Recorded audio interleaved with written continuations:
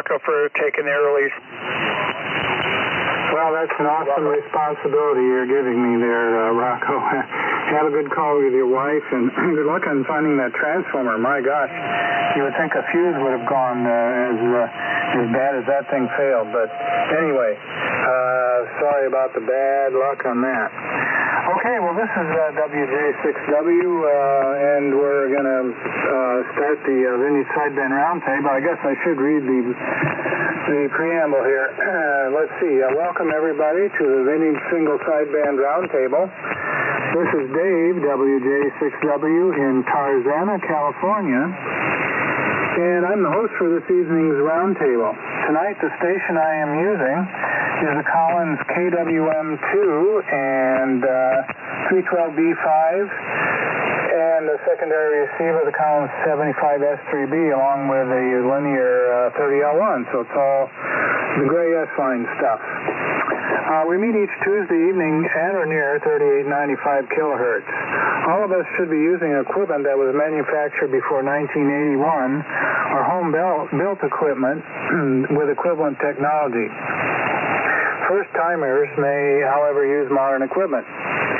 So, does anyone have any announcements related to vintage signal sideband radios? Oh, I got one.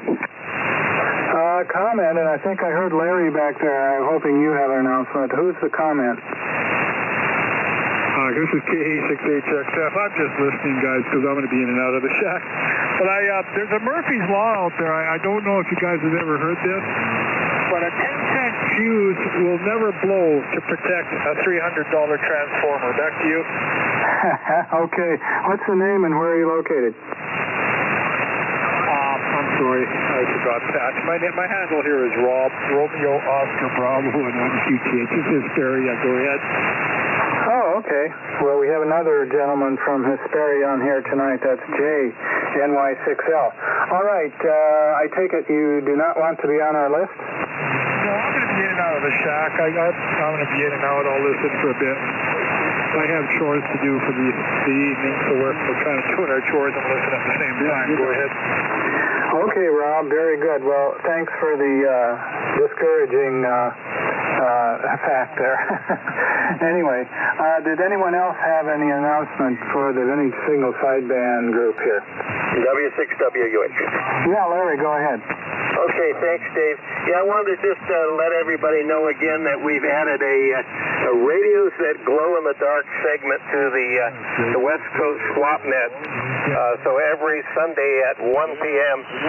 We'll have a radios that glow-in-the-dark segment, and you can list an unlimited number of tube-type radios there. A lot of us have big collections that we need to move out to other hands, and so I decided that we would make a place to do that so we can all listen at the same time in the same place and have a place to go. So 7240 Sunday, 1 o'clock, the segment of the net that's Saturday and Sunday from 12 to 2.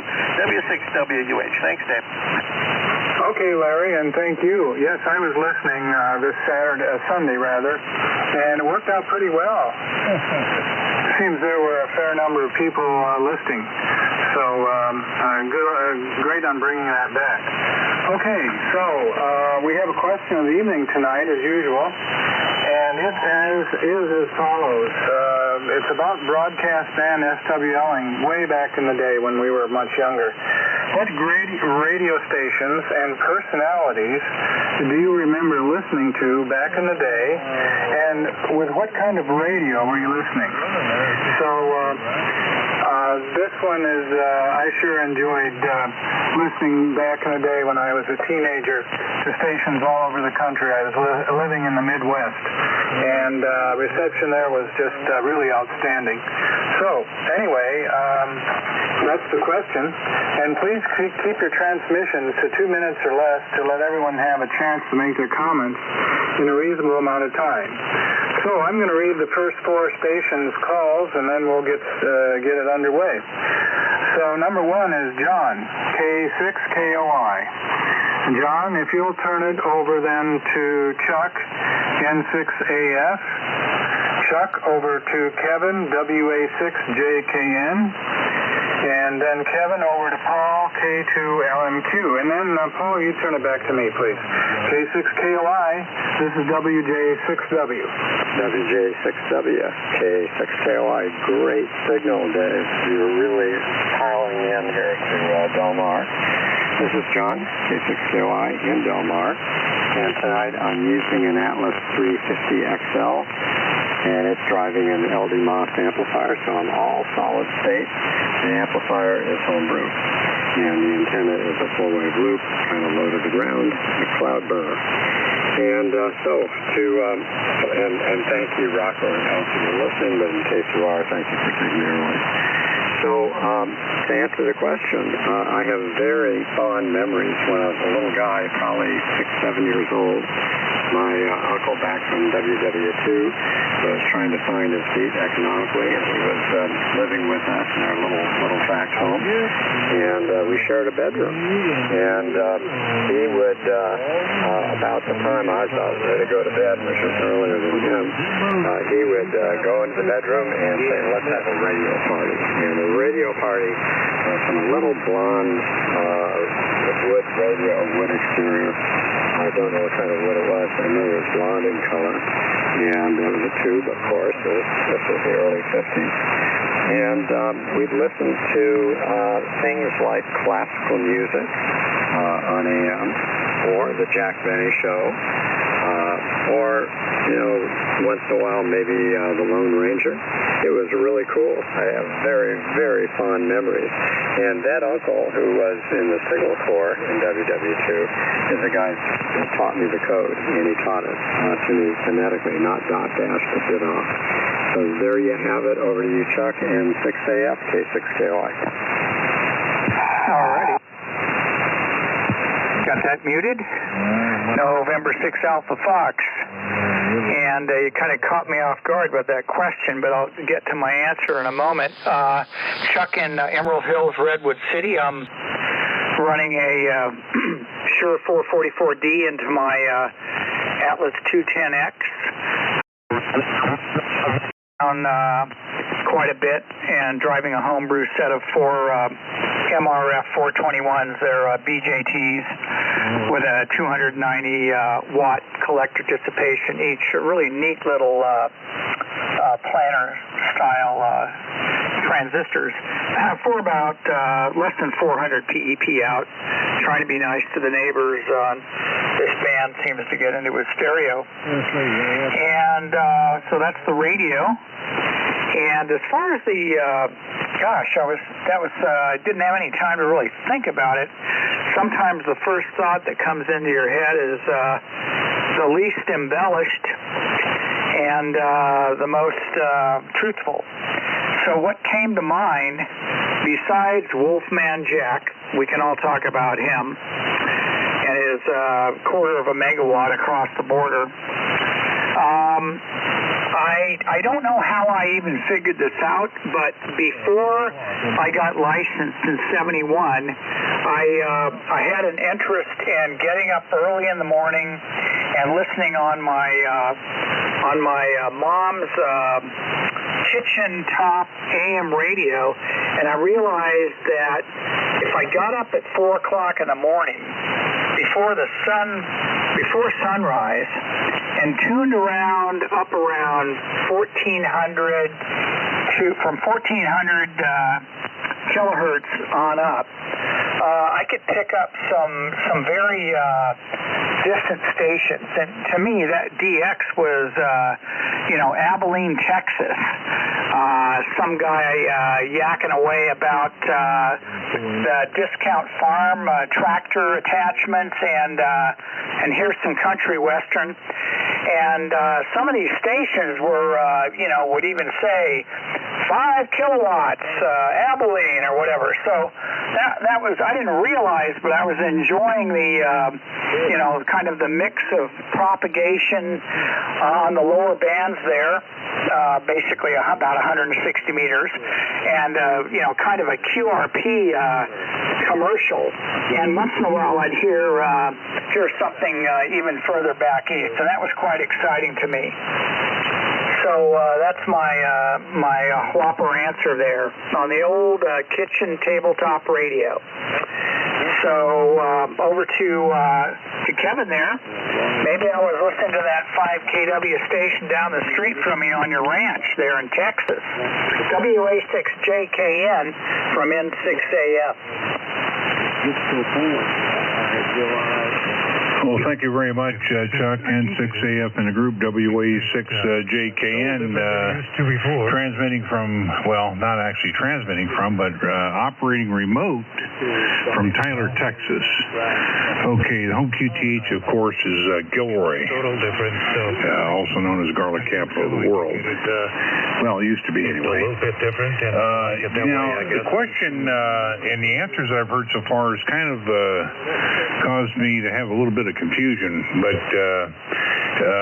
what I remember reading on the vintage sideband posting, I think it had to do with shortwave listening or whatever.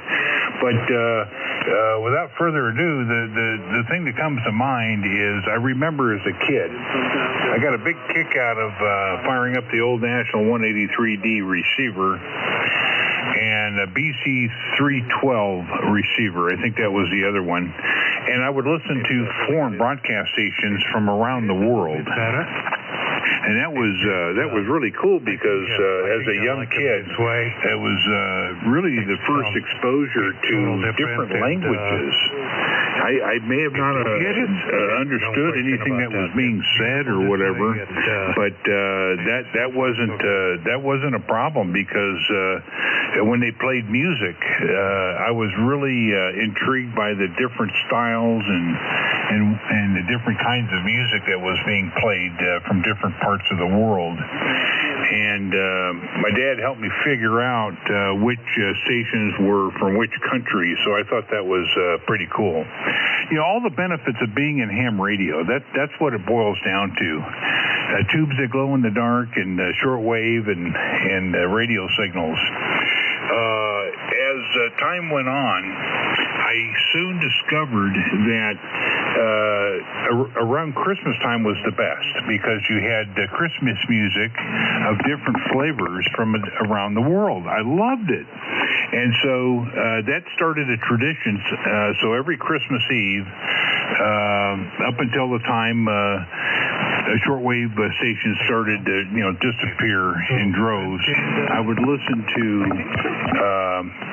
Christmas music from around the world on an old Silvertone, full-size radio that was in our living room, just like in the old days. You see in the old black and white movies. Really enjoyed that. My children grew up with that, and so lo and behold, my oldest son is now the owner of that Silvertone full upright receiver. And I think the tradition continues with what few stations, I think most of them are religious stations that are doing it now, but notwithstanding, it's just beautiful to hear the music. It is digital. So that's my input. Good to hear everybody on tonight. I think and over to, let me check my notes, Paul, it seems like P2LMQ and the group, WAJKN, Tyler, Texas. Well, thanks, Kevin, and you're sounding wonderful in here tonight. I think so. I think it is a little bit better the other way. WA6JKN and the gang. I don't know. P2LMQ It's so far. Arizona. It's different. And I have some comments to make on this. Well, I started out listening when I was very young, and my parents gave me a little very interesting bit. Arvin, ARVIN, tabletop radio for my birthday or whatever. I still have it. And I used to listen to the AM stations with that. And it was very enjoyable and interesting and educational and so on. And as I remember, some of them, some of the clear, I was in upstate New York at the time, and some of the clear channel stations with 50 kilowatts came through like WWVA in Wheeling, West Virginia, and the one that's just over the border in Mexico, which was 50 kilowatts, and I can't remember the call on that. It might have been XEF or something like that. Maybe somebody remembers it. And it was great. And so I went from there. No question about it. I borrowed a Zenith Transoceanic for a short time, and boy, that got me interested in the shortwave stuff. So with a limited budget, picked up a Zenith floor model radio, shortwave, and I used that for a long, long time. And I eventually turned it into a ham receiver by running an insulated wire from the cap of one of the tubes, dangling in an IF can. I got a BFO out of it, and I used it with my little AT1. And I just loved that, and I just kept rolling from there. Then I got into a homebrew receiver, and then an HRO7, and that was it. But the enjoyment factor of a kid growing up and getting this education from all over the world, and the main part of it being that if an event happened somewhere in the world, and you listen to 5 different countries, you got 5 different stories on the event, everybody's opinion. So that was the story there. Dave, and I'm not sure who this is going to, but I think, Dave, back to you. WJ6W, thank you for taking the net K2LMQ. K2LMQ and the group here, Vinny Sideband Roundtable group, WJ6W. Okay, thank you, Paul, and everyone in the first group there. I do want to point out the question is not about shortwave listening. Actually, I had a question about that sometime back. But anyway, I should have maybe put in medium wave. It's about the medium wave broadcast band. So the question is, what great radio stations and personalities do you remember listening to back in the day, and with what kind of radio? So everyone has had some great contributions so far. I'll give you mine. I was living in Iowa, northeast Iowa, and my favorite radio station was WLS in Chicago. And I was close enough, I was able to get it fairly weekly. It was weak during the day, but at night it just rolled in. And my favorite personality there was Ron Riley. And he was he was very humorous, fun to listen to. And one of the things he did is he carried on a feud with a close feud with one of his colleagues there. I think he ran the morning show, Dexter something. Bob J.I.B. probably knows all this since he lived in the area. Anyway, WLS was my favorite. I was also able to listen to WABC in New York, to Cousin Brucey.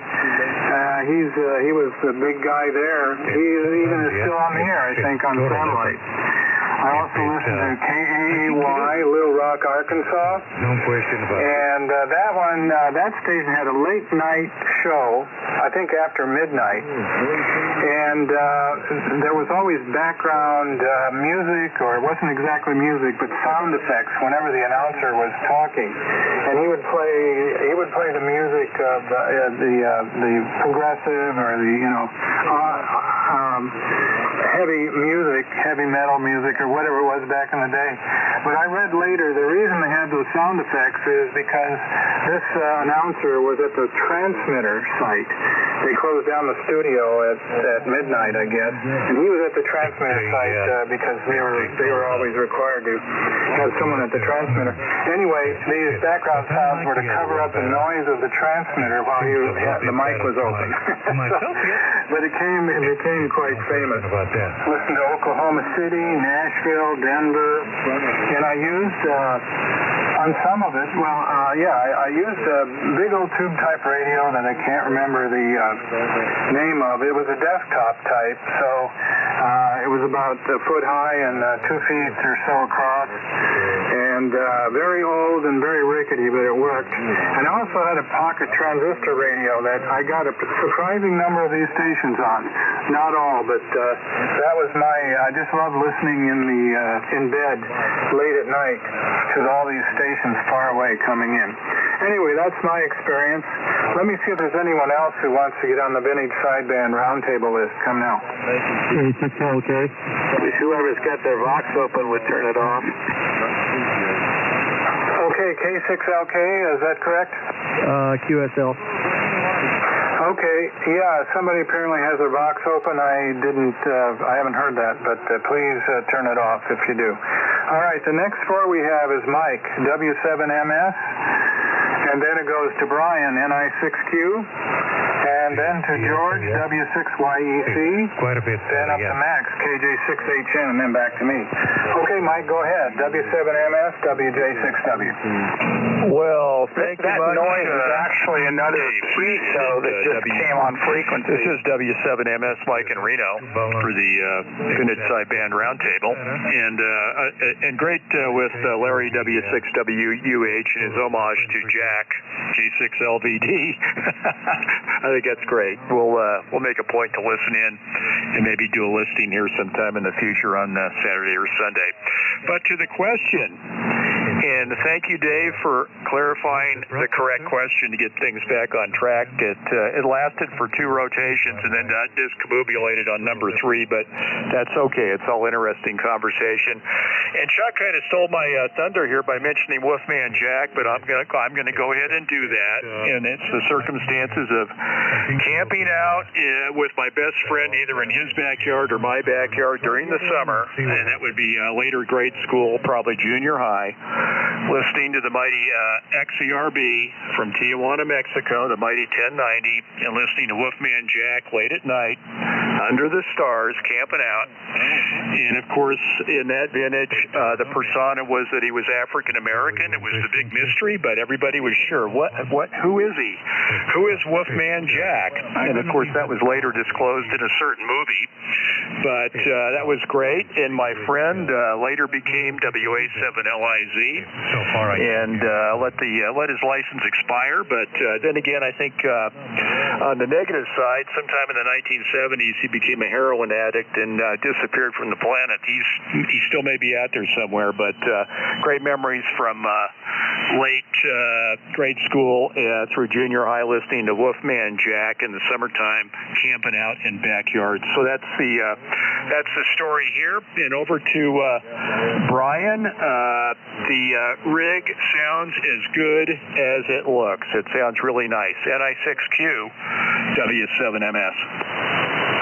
Oh, well, thank you, Mike. W7MS and the group. This is NI6Q in Flagstaff, Arizona. Well, hello to everyone in beautiful conditions tonight. Everybody's coming in just fine. Some of them very strong, and everybody has interesting comments. Yes, well, I'm putting on the air, I think for the first time on this particular roundtable, another of the Aldico SSB 100, except that this one is a military version with a very special, front plate and everything, and I'll probably send some pictures so that it can be shared. I've never seen this particular one before, and I don't think a lot of people have either. Very, very nice looking as opposed to the original Aldico 100 military. That was kind of sad looking, but this one is pretty amazing. So that's the deal. So I see a little scope working here, and this is going through a 30S1 for about 700 watts right now. Receiver is a CR91. which is kind of a little bit similar to the AL88. It's a later version, late 40s, I guess, and works just great. This one was made in Canada, as a matter of fact. Yeah. To the question, I have no, I'm afraid I can't participate because in my teen years, in France, there was no medium waves at all. There's no traffic on medium waves, broadcast traffic. And the only stations really one could hear were the big stations on the lower band, long waves, around 163 kilohertz, like Radio Luxembourg and Europe number 1 and Radio Monte Carlo, and those were megawatt stations that were covering the entire France area and further. And of course, everybody was listening to those, but it's not, very particular, and it won't bring any memories or ring any bell for anybody else, I guess, except for me. So I'll pass it back over to YEC, I think, goes now, if I'm not mistaken. And thank you guys for the reports there. It's much appreciated, as this is the first time this rig is on the air, on this roundtable. So, George, over to you, YEC in Orange Grove. This is an I-6Q Flagstaff. Okay, Brian, very good. Thank you very much. W6YEC. And good evening to everybody. Thank you, Dave, for running the net here tonight. Sounds good. I want to give a special shout out and welcome to our good friend Mike, N6TYF, and the beautiful sounding Swan twins that he has on the air here tonight with us. That is awesome, Mike. Anyway, we're running the C line here tonight. Drake C line with the L4 and the Electro Voice 668. Also, I was listening on the TR4 that came in, and remote VFO and all just got repaired and working about a week ago. And boy, what a nice radio. And I'm thinking if I find somebody that's interested in the C line, I might just move over to the TR4 and use the remote VFO, have that combination there. It turned out to be a nice radio. So if anybody knows anybody might be thinking about a C line, they can get a hold of us here. Other than that, to the question of the evening, yeah, thanks for the clarity. I got my first radio crystal set when I was in 5th grade, and the station that came through was KCVQ down here in San Diego, 50,000 watts, and the personality that really sticks in my mind is Happy Hair. Happy Hair is on the air. and then at night they would drop power, and KFSD, which is now Kogo, KFSD would come up, and it'd be the station I'd be able to hear the best on my crystal set. And then, of course, as Mike, Mike mentioned remembering XERB and Wolfman Jack and all of that. But I did not get real heavy into listening to a bunch of radio stations on AM, so I can't offer too much more than that. It was shortly after that we started hearing about shortwave and listening on the shortwave bands and all of that. So, with that, I believe let's see. I think I'm supposed to give it back to you. Dave, I'm not sure if I'm supposed to give it to you or give it to Mac, so forgive me for not remembering. Looking here, 1, 2, 3, 4. I'm number 4, I think. So, anyway, I'm going to give it back to you just to be safe. W6YEC. Yeah, okay, George, it does go to Max. Go ahead, Max. Alrighty then. Excuse me. Well, that's a great question, and was definitely a part of my childhood. from when I was about 12 years old onwards. Radio has been in my blood. Others have commented on Wolfman Jack. That wasn't really DX. I grew up in Palo Alto, so Wolfman Jack was, 500 miles to the south, just across the Mexican border. Nobody commented on Art LeBeau. Art LeBeau followed Wolfman Jack. Wolfman Jack would sign off at midnight, and then it would be Art LeBeau, and he would say, hello, this is Art LeBeau. Here we go with the Oldies But Goodies show. And I really liked his music. Of course, Oldies But Goodies in the 60s were from the 40s and 50s, but he had a good show. And he recently died, I read in the news about a month and a half ago. Lived to a ripe old age. And let's see, the other one, also not really DX, was KGO in San Francisco. Their transmitter was out on the Dumbarton Bridge about 12 miles as the crow flies from my house. And that was the news talk format, but after 8 or 9 o'clock at night, they would switch over to playing old radio shows, the greatest ones, the Scarlet Pimpernel, Gunsmoke, Death Valley Days, to name a few, the Black Museum with Orson Welles. Such great shows. They kept me up at night. My parents, I'm sure, thought I was asleep, but no, I was listening to those and getting intrigued by those great radio shows. And so the radio I used, I got from my uncle when I was about 12. It was a Hallicrafters S53X, and I also listened to radio shows on our family tabletop Zenith tube type radio. And snagging a Canadian or an Alaskan radio station was a real treat. And I was just getting into electronics and learning how to build AM receivers and that kind of thing. My dad was helping me study for my ham radio license. We practiced Morse code and electronic theory. I ended up not getting my ham radio license for about 10 years later when I was an adult, but I did get it. Here I am.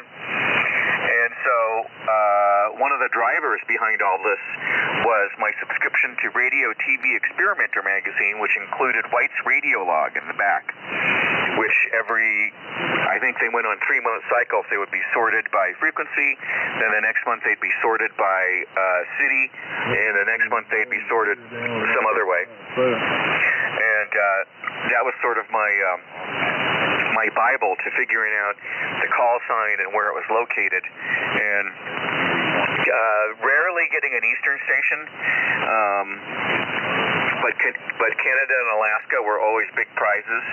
And in 1969 and 70, our family moved to Louvain in Belgium. It must have been a solar cycle peak, I'm guessing, because every once in a while I'd turn on that Hallicrafters S53X and I could just barely hear through the skip. I could barely hear XERB with the Wolfman Jack. So that was a lot of fun. And the intrigue of radio and radios that glow in the dark has been with me ever since I was 12 years old. So there's my version of what piques my interest, and always has. Let's see, back over to you, Dave, WJ6W from KJ6HN. Okay, Max, KJ6HN, WJ6W, Chernin. Well, very good group there. Thank you all. Mike with Wolfman Jack. A lot of people heard Wolfman Jack, of course, as they're saying. And in the Midwest, I just don't recall picking it up. Maybe I just never ran across it. But I certainly knew about him. He was world famous. I didn't know he had such a tragic later life there, though. That's sad to hear. And Brian, I figured you wouldn't have too much in the way of medium wave listening to talk about. But thanks for your contribution. And George, KCBQ on the crystal set. Very good. Happy Hair. I think I've heard of that as well, that fella as well. And Max, that was very interesting. Art LeBeau on XERB. I didn't know he was on there. And he did die recently, and one of my ham friends in the broadcast biz worked with him a lot, he said. Spent many years with him at KRLA when it was on another frequency at the time, and he said Art LeBeau was largely responsible for saving KRLA from going off the air. They were nearly off the air. They couldn't pay their power bills, and they were about a week away from having the power cut off, and they only had enough diesel in the diesel generator tank for a few days. And I guess Art he had started there, and he started attracting an audience, and they were able to sell some ads about that time and save it. So he thought very highly of him. And KGO, old radio shows, KGO comes in really strong down here at night, except for the fading, of course, but it's as strong as any local station at night. And getting XCRB in Belgium, now that's pretty amazing on your S53X, pretty amazing. Okay, let me check one more time for anyone else who wants to get in the net, come in now, the roundtable. Okay, 6 green light, good evening. WA7BIP, Gary and Duarte. Okay, Gary, we got you, and we got Skip. Anyone else? Okay, I think we're good then. All right, the next four we have, let me read the question since we have a couple of latecomers. It's about medium wave broadcast band, medium wave broadcast band SWLing. What great radio stations and personalities do you remember listening to back in the day, and with what kind of radio did you listen? And I better send it along to the next floor and take a drink. Next is WB6RLC, Glenn, WB6RLC. Glenn, turn it to K6RCL DJ. And then DJ, turn it to Art, KB7LOQ. And then after KB7LOQ, it's K6ZTA Vaughn, and then back to me. Go ahead, Glenn. This is WJ6W. All righty, WJ6W, WB6RLC on the group. Thank you very much. Yeah, great signals tonight. Geez, everybody's just banging in here. Anyway, so the name's Glenn, QTH Cathedral City, next burg over from Palm Springs, where the desert meets the sand. And the rig tonight is a Swan 500, no suffix, single-year manufacturer only. Shure 444 mic up to an off-center fed dipole at 32 feet.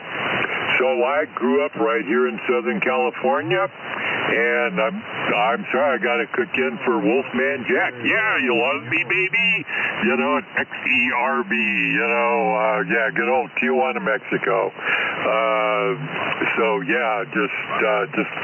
That was just the greatest guy. My rock stations and stuff. Excuse me a second. Oh, QRM there. I've had a little 6 or 9 transistor radio, and used to sit out in the quad at lunchtime and listen to KRLA and KFWB, Channel 98, and when they were rock stations, and with guys like Casey Kasem and things like that. So that was the medium wave stuff, and during high school. Then a little bit later came nobody's mentioned Dr. Demento.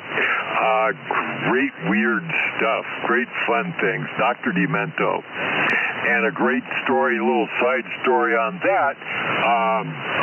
He had a sidekick every now and then, a woman named Jungle Judy.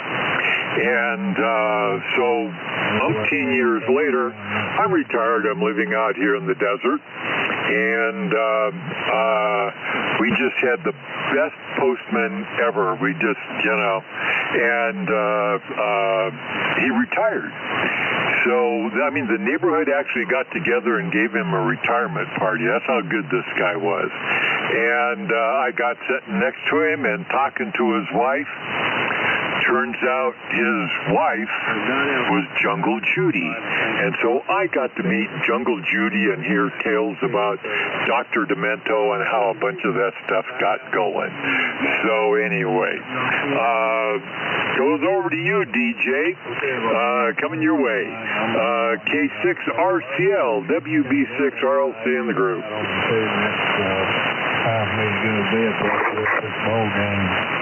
Yeah, okay, real good. WB6RLC, K6RCL, DJ. Well, interesting stories. My audio's going down more. Yeah, well, I haven't got time for that now. Anyway, I'm running the KWM2 here in the 30L1 center-fed doublet. Blah, blah, blah. Well, as a kid, my dad had a couple old radios. One was an Atwater Kent, and the other one was a Crosley. And it was the Atwater Kent. It was just medium wave, as we're talking about. But the Crosley, I enjoyed it because there's a lot of short wave in those days. This is back in when I was, a little older in the 40s, and Moscow radio was coming in, and Spain, and all these other stations, Brazil. I sort of like that. Now, as far as the medium wave, well, I did get KSL. That's out of Utah. And a couple other stations. That was a lot of fun, but I like to listen to a lot of the programs on that I listened to was Tom Mix, Jack Benny, The Shadow, Roy Rogers, Hopalong Cassidy. Those I still listen to today through XM radio. In fact, I have it on my nightstand, so when I go to bed, I turn that on and I go into the snooze mode, listening to those old stations that I listened to when I was a young kid. So that's it. I'm keeping it under 2 minutes because we've overdone our time limit here big time. So, over to KB7LOQ. Art, go ahead and take it. And 73 is everybody, K6RCL. Okie doke, thanks. DJ KB7LOQ here, Art in St. George, Utah. Yeah, when I was a kid, my Wonder Bread years were in Minnesota and Iowa, and living in northwest Iowa, Dave, across the state from you. I had a 1940 GE console radio, big, beautiful radio, great sounding, and I was into baseball and sports, and I would listen in the 60s to WCCO in Minneapolis, and the guys calling the game were Herb Carneal and Ray Scott, and I just loved it, glued to it. Then in 68 we moved to Oregon, and with that same radio I would listen to the Warriors basketball games on KNBR. Was that 810, I think, or 680, can't remember. Then in 1969 we moved to Phoenix, and Phoenix they had the Suns, but we moved in the summer, and I was able to pick up KFI out of Los Angeles and listen to all the Dodgers games with Vin Scully, and I had never heard of Farmer John hams before, but turns out they sold Farmer John stuff in Phoenix, so yeah, Farmer John hams and hot dogs. Vince Scully, he probably had one of the best radio voices ever. And then in the 80s, I think it was the 80s, on 1070 out of LA, they used to play old-time radio programs at night, and really enjoyed listening to those. And then back in the early 70s, traveling across country a few times, I always listened to KOMA at night. I think it was 1580, because they had good rock and roll, and it was about the only station you could get driving through New Mexico and up towards Minnesota. So anyhow, that's my story, and I'm sticking to it.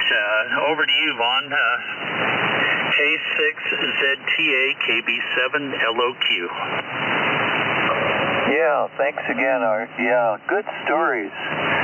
Yeah, K6ZTA here in Woodland Hills. Tonight we're running the usual, the 100V, driving the SB220 up to an inverted V, up about 50, well the apex is at the top of my tower, 55 feet. So, all right, that takes care of that. Let's get to the crux of this evening. Yeah, when I was, I guess I was just starting out junior high school, my parents had a console, and I started tuning around on the console, and mainly the short wave, but also the AM the AM band, medium wave. And what was really fascinating to me was the propagation and how daytime signals were one thing, and then nighttime signals were totally different. And I really enjoyed that. I was fascinated with that. And then I guess I got, my parents bought me a Helicopter's S53A, and that was also tuning all the bands, but mainly the DX stuff, you know. And then I got my ham license. Well, actually, let me back up a second. One thing that was really captured my mind in the short wave, was just to go on and was that I was living in Santa Monica, and there was a ham, GCF, George Charlie Fox, and he would just blank out the receiver. I mean, he was so loud.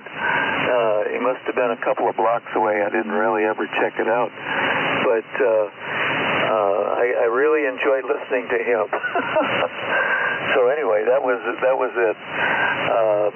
Let's see, back over to you, Dave. Thank you very much for taking it tonight. WJ6W, K6ZTA. Okay, K6ZTA and everybody, WJ6W. Okay, well, very good. Glenn, Dr. Demento, yeah, that's a good one. I didn't move to California till about 1982, I think, and Dr. Demento was on FM, I think, then. And I do remember enjoying listening to him. I think he was on Saturday nights, but very good, and what a name. And great on Jungle Judy. Now, I don't remember her. I don't know if she was a part of his show when I was listening, but great that you actually met her. Very, very interesting. And DJ, yes, you like all the old 40s radio shows and still listen to them. That's very good. And Art, you were in Northwest Iowa. Art, what town were you near there? Over. We were in Sioux City, Iowa, and I lived in the Morningside neighborhood. Well, I lived in Sioux City, Iowa, also in the northeast area. I don't know if that had a name. Anyway, I worked at Channel 4. I was actually the chief engineer at Channel 4. And what was it? I've forgotten the call. Oh, KTIV. You remember that? Yeah, I sure do. I really appreciated my time in Sioux City growing up. What a great place. Yeah, very good. Wow, very interesting. I learned something there. And Vin Scully, absolutely, possibly the best, I think the best baseball announcer for sure, and maybe sports announcer ever. We sure miss him. And Vaughn, very good on the day and night propagation differences. Yeah, that always fascinated me. I couldn't wait for the night to hear those stations come and go and wait for them to come back again. Sometimes they went away when they were playing my favorite song. Okay, well, let's continue on. Next we have N6WHK Phil, and then we go to W6WUH Larry, and after Larry it goes to Bob, WA9JIB, and after Bob it goes to Matthew, N4DLA, and then back to me. So go ahead, Phil, N6WHK, WJ6W. WJ6W, November 6th, Whiskey Hotel Kilo. Well, I used to listen to a lot of radio stations on a transistor radio, a little oatmeal box, the old round one with a wire wrapped around it, a crystal and a whisker to find the hot spot, and an earphone to listen to it. My mom always knew when I was listening to the radio at night when I was supposed to be asleep, because I would fall asleep on that earphone, and I'd leave an impression on my forehead, or on the side of my face, of a circle from the earphone. So I never could figure out how she knew I was up listening to the radio all night. So anyway, that's the biggest things I've done with the radios. And I listen to the Mexican stations since I lived here in San Diego, and of course the one down in our valley area, KB6 QB there. And I can't tell you any of the names of the guys because that was just too long ago. So with that, I'm going to turn it on over to the other next party. WB6, WU8, and 6WHK. Okay, Phil, I'm W6WUH. Thanks, Phil. Okay, got 2 minutes. There's 21 of us. So, Packard Bell, All-American 5 plastic case, 1956. The Rocket radio crystal set, the most disappointing radio ever. On the Packard Bell, I would listen to the earliest rocker in the Bay Area with KOBY in Vallejo, and on Sundays they would play gospel music live, which got me to listening to gospel music, which I continued to do most of the rest of my life live if I could get it on Sundays on AM radio. And after the rocket radio, it was the RAL7, and I switched to SWLing, but I kept the Packard Bell to listen to rock and roll. And after KOBY, it was a KEWB. But 4 miles away from my house was KCBS, a 50-kilowatt, 3-tower directional. And on that, I would listen to Arthur Godfrey. Earlier than this, maybe the earliest radio program I listened to, Big John and Sparky, a kids cereal every Saturday morning, and something would always happen to Sparky, and his eyes would get bigger than sewer lids. Something my mom listened to called the Don McNeil and the Breakfast Club. The Shadow, Gunsmoke, Fibber McGee and Molly. Remember all the stuff that would fall out of his closet? And then there were the soaps. Search for Tomorrow, As the World Turns, The Guiding Light, Stella Monday. God, I hated those things. But by the time I was 12, it was rock and roll on the AM. That was all I listened to there anymore. And SWLing on the RAL7. All I can say is, have mercy, baby, you're going to love it to death. WA9JIB, W6WUH. Okay, that was an interesting changeover. Larry, W6WUH in the group, it's WA9JIB. All the meters seem to be behaving. Bob here in La Cañada. Rig starts with an MC50 mic, goes into my classic helicopter station, HG32B, SX115, R48 speaker, go through an MFJ tuner, dipole, hangs off a 35-foot mast, inverted V. So let's see, what can I tell you about? I built a number of general coverage radios, but never used them for anything other than hamming. So I always thought SWLing was beneath the dignity of a ham or something like that. Pretty arrogant attitude. Now I wish I'd listened to a lot of those stations. But when it comes to medium wave, which I think you mean broadcast band, I listen to it all the time. I've always loved music, and the radio I most remember was this green. I would not have known to call it an AA5 at the time, but looking back on it, it must have been.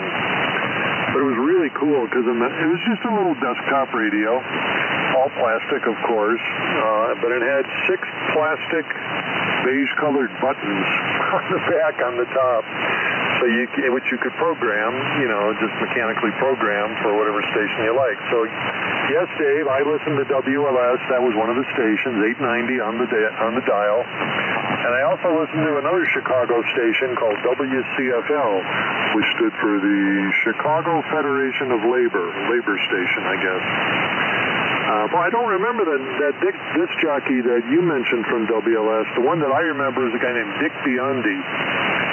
And on WCFL, I remember a disc jockey named Ron Brittain, and I would just listen to those guys constantly, and because I had the buttons on the, this would be on the desk, and I'd be doing my homework, and if one of them went to a commercial or played a song I didn't like, boy, I was just, I was unforgiving. I'd punch that button and move between WLS and WCFL. Just to hear something that I wanted to hear or not hear something that I didn't want to hear. So I did learn about Wolfman Jack, but many years later, I think when he became a national phenomenon. Anyway, so that was the 60s. When I wasn't hamming, I was upstairs doing my homework, listening to WCFL or WLS.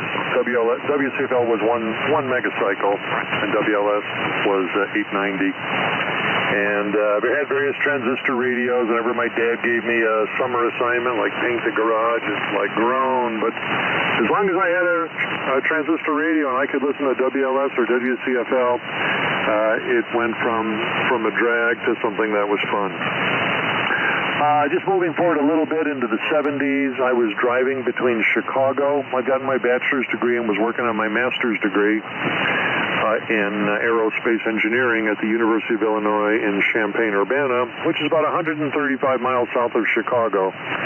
So I would drive that route routinely, and you could still get WCFL and WLS, but by then, the mid-70s, their playlist was pretty short and pretty awful. So just on a lark one day, I punched a WMAQ, which was, I think, 670, country station. And I wasn't really a fan of country music, but a song came on the air while I was driving south through the cornfields of Illinois called One of These Days by a gal named Emmylou Harris. And I just instantly fell in love with her voice and that kind of music. And I didn't really even know at the time what a pretty lady she was. I found that out shortly thereafter. Anyway, she influenced me a lot, and got me into listening to country music, got me into playing guitar again, seriously, instead of as a dilettante. And I've seen her in concert many times, and so that's about it. So that'll be my riff or my rap for tonight. Going over to Matthew, N4DLA, WA9JIB. Thanks, Bob. WA9JIB and the Vintage Sideband Roundtable. This is Matthew, N4DLA. In Orinda, California, about 15 miles east of San Francisco, using... Got to get on the right antenna, using the Atlas 210X with a short 444 microphone. I guess I'm mimicking N6AF tonight, although no linear. You know, N4DLA stands for doesn't like amplifiers, somebody told me. 75-meter dipole, coaxial dipole up about 60 feet.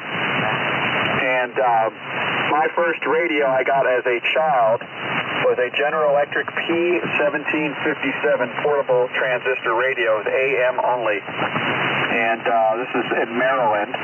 just outside Washington, D.C. The closest AM broadcast station was WMAL on 630. It was only 5 kilowatts, but they ruled the airwaves in Washington, D.C. The morning crew of Hardin and Weaver, they always joked around. They had a lot of skits. They had all these different characters they changed their voices for. And this is in the late 1960s. And back then, the shifts were 5 days a week, or were 6 days a week. They worked Monday through Saturday. You could hear them on Saturday morning as well. And in the evening was Felix Grant, a very famous jazz DJ. He's credited with introducing bossa nova music to the United States, over the air anyway, on broadcast radio. And at night I could pick up WKWB or WKBW in Buffalo. And I'd hear all the reports of all the snow and the bad weather there, and considered myself lucky where I was. And when I was in Nashville, in Floorland, I got to listen to WSM and then WBBM at night in Chicago, but not with this little portable radio. I will upload a story about this portable radio I wrote for the Mount Apple Amateur Radio Club newsletter. I'll upload it to the Reflector. But and in California, I didn't do any broadcast band DXing. When I'd come out to visit my paternal grandparents, where the QTH where I live now, I'd listen to 610 KFRC with Dr. Don Rose and John Max Flanagan were a couple of the DJs I remember. The problem in Nashville was 650 WSM was a clear channel station, so I couldn't get WMAL, but WMAL was so strong in Maryland I couldn't get WSM. And WTOP 1500, that was all news, and 1510 WLAC in Nashville was all news. And they were both 50 kilowatts, so I couldn't, if I was out of neither town, I couldn't hear them. 1500 had Jim Bohannon as one of the regular hourly news anchors, or shift news anchor, and he eventually got his own national syndicated radio show. I'm sure some of you heard of the Jim Bohannon show. And then some of the other reporters from the 70s, like Rob Begleiter, ended up on CNN, on television when that started up. So that's my broadcast band story, getting a radio when I was 7 years old for Christmas. My own radio. My parents' radio was a Harman Kardon FM tuner and a night amplifier. They didn't have any use for AM, so other than my mother's Sony transistor kitchen table radio. So no big tube radio in the house or anything like that. And when my parents were growing up, their parents couldn't afford anything like that. So back to you, Dave. Thanks for running the net. WJ6W and the Vintage Sideband Roundtable from N4DLA. Okay, Matthew. Hey, it helped a lot when you switched antennas. Pretty good copy down here tonight. N4DLA. Very good. And WSM Nashville, that's what I was trying to think of. I know I listened to Nashville back in the Midwest. They had a strapping signal back there. And you even remember the model number of your little AM radio, the GEP1757. That's a pretty good memory, unless you were looking at it right there. You still have it. Let's see, Phil, very good on the crystal set, and Larry, your rocket radio. A neighbor of mine gave me an AA5, a True Tone radio. I think it's actually an AA6. It's a super duper one. It has an extra RF stage in it, but she said it didn't work, but there was a switch on the back in the wrong place, so I got a working radio. And great on all the old shows, Arthur Godfrey and Breakfast Club. Yeah, I listened to those. And Bob on WCFL, WLS. Yes, I know WCFL was a big competitor for WLS, but they were hard to get over in Northeast Iowa because they were only 5,000 watts, I believe, compared to WLS's 50,000. So in the daytime, you couldn't get them at all, and I'd get them occasionally at night. But I know they were fun to listen to also. So let's continue on with the next four. We have Jay is next, NY6L, and then it goes to Mike, N6TYF, tune your final. Mike, good evening to you. And then it goes to K6LK, and then NY6LGL skip, and we have one more, and why don't we just go with 5 then? And then it goes to Gary, WA7BIP, and then back to me. So, Jay, go ahead, NY6L, WJ6W. All right, very good, Dave. A lot of interesting info there, my goodness. Okay. Well, back in the 60s, I lived in Santa Monica with my parents there on Bay Street there, between 10th and 11th Street. And, of course, I self-taught myself electronics. And I had played around all kinds of different radios, but the fondest memory I have is XTRA on 690. They always used to advertise a so-called pseudo AM stereo. You have to have 2 radios, pretty much identical if possible. You slightly tune off the carrier, one to the left of the carrier and one to the right of the carrier, and you get some sort of a, stereo. I didn't know back then how that worked, but I guess, modulate the different sidebands of all things. I thought that was kind of really, really crazy of all things, but that was very interesting. And at nighttime, I used to listen to KSL with a little standard AM transistor radio. It was very, very flat radio, but it was pretty sensitive. Ran off of 2 AA batteries. I used it as a pillow radio when I moved up to a little bit higher elevation in West Los Angeles back in my early teen years. And I used to listen to KSL at nighttime. I thought that was pretty neat and all that.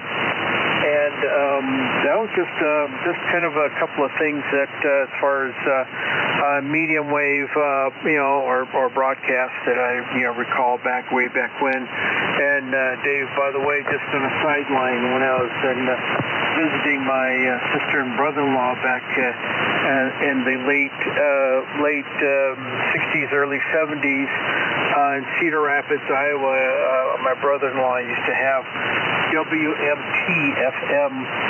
They played, kind of just, background music kind of type thing. And I remember that fondly, too. So a little bit of sideline there to you there, Dave. So, okay, without too much further ado, over to Mike. N6, tune your final to pick it up. NY6L, Jay here in Hesperia. Hey, Jay, very good. NY6L. N6, tune your final. You ready?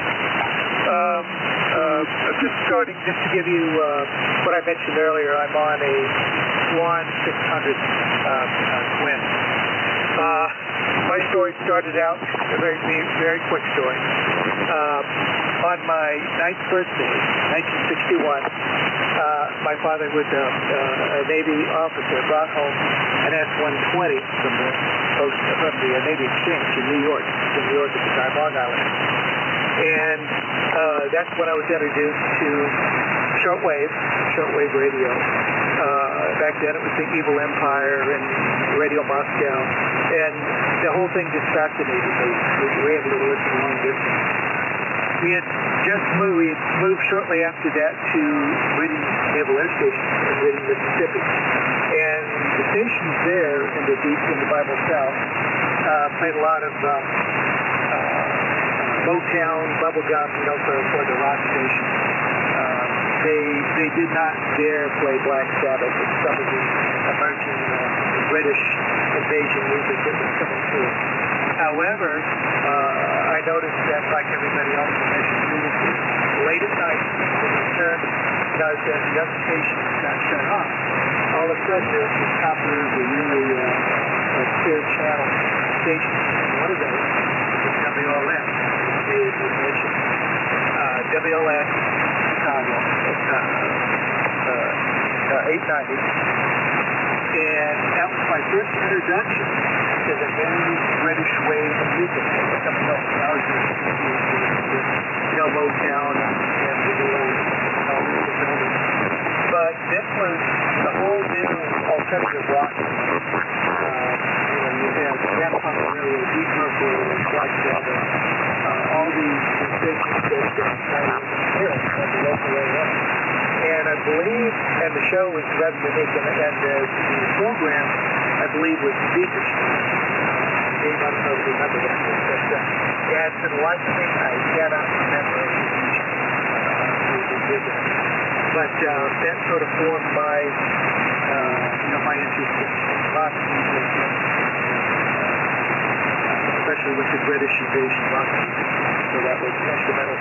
And also instrumental was the S120 receiver, which, by the way, was basically an AC/DC, radio with the shortwave band switch in front of it. So really loud in the upper bands. I think band 4 was dead to go there, wouldn't pick up anything. But the lower bands were fine. Ham wasn't too good, but I picked up all the shortwave stations. It was a great medium wave AM band receiver. And that was the receiver that was instrumental in me getting a ham radio and going to a 40-year career with the Navy into naval communications center. So that's my story. You turned over K6LK, and I didn't get a hand panel on. I apologize. So go ahead and take it. Step 6, doing your final. Yeah, okay, thanks. K6LK returning, and also known as the Swan Junkie, because I think Herb Johnson had a great idea with this Swan transceiver, currently on an SW175 monobander. It's a gray front Benson, Arizona variety. Not like there's some guy N9AMI that's got one that's a gold front that's earlier from Benson, Arizona. I don't know. That's getting a ways back there. But anyway, to the question of the evening, I had a homebrew crystal set back around 1959 using a 1N34A germanium diode, and I listened to KFI in Los Angeles. Quite a loud station, purported to have had about 16K wide audio. And it was a great station, but I couldn't BX very much on the medium wave band because that station was so loud. And they must have had a pretty good radio field in those days. But anyway, so I went ahead and got into amateur radio and started, working the world, as they say. My first radio was a Swan SW240. And I guess for its day, it was quite the thing. But on today's market, let's just say it doesn't get the job done too well on FT8. Anyway, I'll keep it short and turn it down to K6LGL. Big shout out there to Skip. He runs the sideband SwanNet on Saturday nights if you have a chance to tune into that.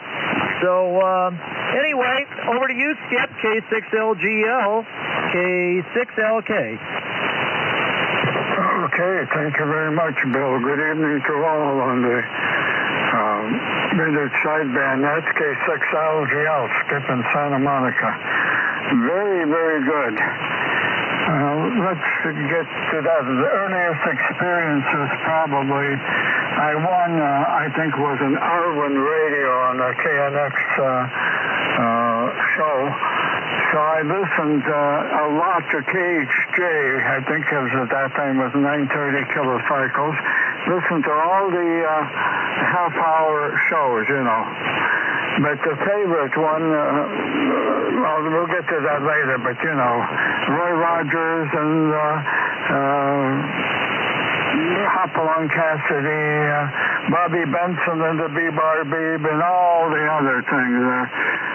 But later on, after that, at night, when we moved to Santa Monica from Los Angeles and bought a house here, my dad, I had a homebrew crystal set, which was based on a Fillmore design, And I used to listen to Clark. At 10 o'clock, used to have a program called I Love a Mystery, KHJ 930 kilocycle. Jack, Doc, and Reggie, three adventurers, and all kinds of interesting stuff. And I was supposed to be sleeping, but I had an earphone in my head, the lights were out, Mom and Dad didn't know it. And anyway, later on, for shortwave, I rebuilt a BC-348 Papa, and used to listen to Vatican Radio, Radio Switzerland, Radio Australia, Radio Liberty, or BBC, and then, of course, once in a while, Radio Moscow to hear the ridiculous statements made there and so on. But while driving across the country, number of times, XCRB, of course, when we drove the old Route 66 in my 63 Pontiac Flathead 8, listened to that, and KOMA out of Oklahoma City, Coma. That used to be 50,000 watts. Can't miss that one. So, and then later on, FM went to, from Mount Lee, Hollywood. We had an interesting program that used to called Radio Free Oz, and I don't remember who hosted that, but it was experimental music of all different types, including folk music and so on. That was an FM somewhere around 97, 98, or 89 megahertz. I forget now. But anyway, lots and lots of interesting time. Radio played a life, and now I listen to KKJZ out of Long Beach. Plays jazz, dedicated to jazz and blues. So that's on all the time, mobile or at home. So I think it was over to Gary, WA7BIP. And Gary, wonder what your favorites are. K6 Little Green Light, Santa Monica. Okay, thanks, Skip. K6LGL, this is WA7BIP. Gary and Duarte. We're running the Kenwood TS830F barefoot into a vertical. And nothing fancy. And probably need an amplifier on the thing, which we're working on, trying to get 220 pulled into the shack. Anyway, very interesting topic tonight, Dave. Thanks for taking the nap. And sorry I was late checking in. I missed all the good stuff before that.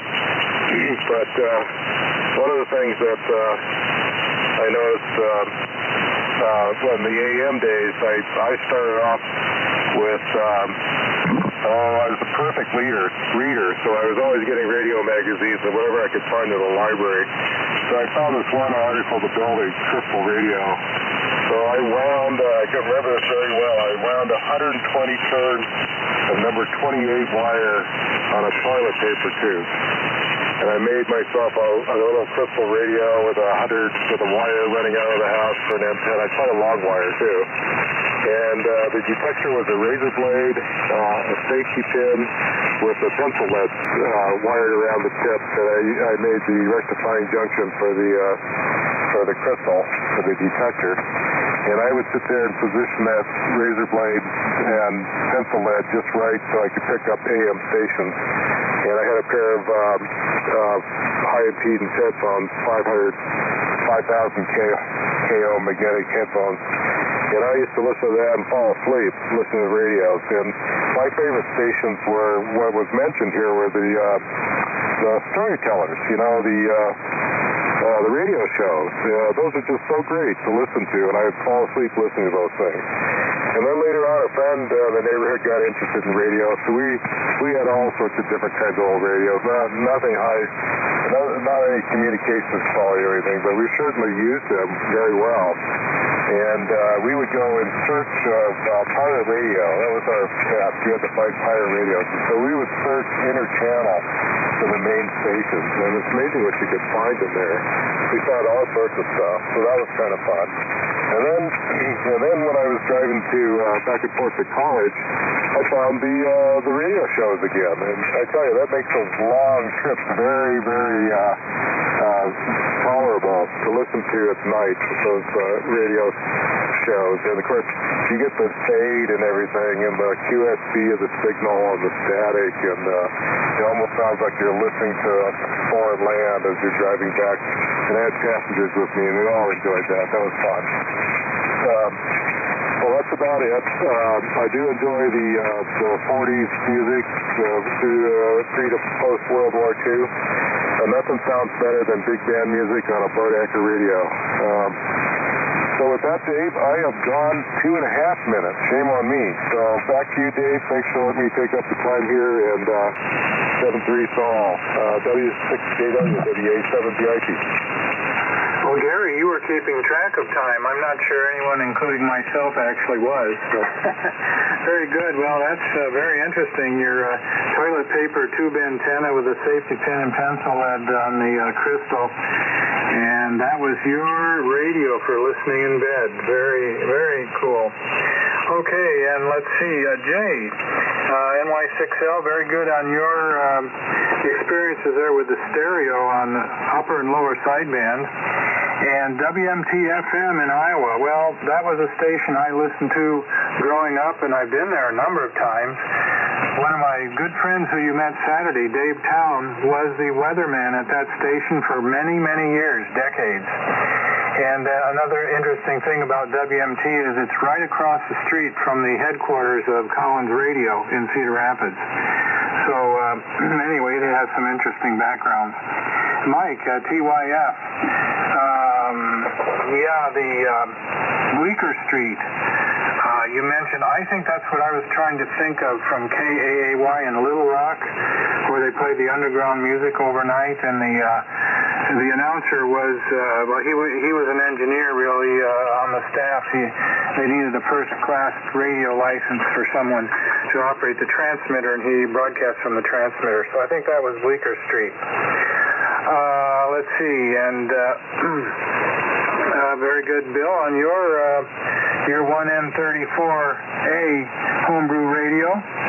And Skip, KHJ. Well, what I know of KHJ is when I was listening to WLS in Chicago in the 60s, I guess probably, or 70s maybe, KHJ was the top 40 station here, number one in the top 40 period there. So anyway, with that, I think that's it for the Mini Sideband Roundtable tonight. Kind of went long today, but I sure enjoyed it. I hope most people stuck around. And we need to award the Golden Cup Award tonight. And it's a little hard, but I think I'm going to give it to Max, KJ6HN, for his medium wave DXing from Belgium, picking up XERB. That's quite a feat. Not that you did anything special, I guess. It just happened, but that was pretty good luck. So over to you, Max. KJ6HN, WJ6W. Well, thanks for the Gold Cup, Dave. I'll shove it up on the fireplace mantle with the others. It was because I loved the programming, and of course there was the time change difference. I think where I was going to high school there in Belgium, it was about 9 hours ahead of Los Angeles, but I'd make time for it and listen to the Wolfman Jack, and especially listen to Art LeBeau. Here we go with the oldies but goodies show, and that was my favorite kind of music.